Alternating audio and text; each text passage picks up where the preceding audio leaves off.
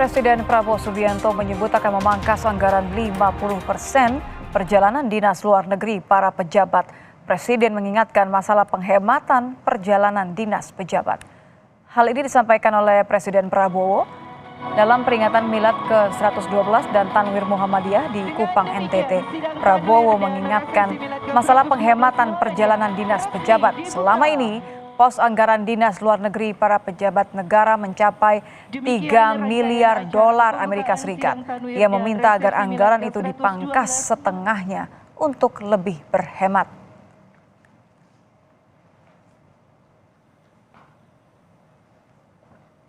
Sudahlah, acara-acara yang tidak penting kurangi, ya kan? Seminar, terlalu banyak rapat. Kenapa rapat atau ini harus di hotel di mana gitu? Saudara-saudara, hitungan kita perjalanan luar negeri saja itu Indonesia ini perjalanan luar negeri pejabat-pejabat 3 miliar dolar.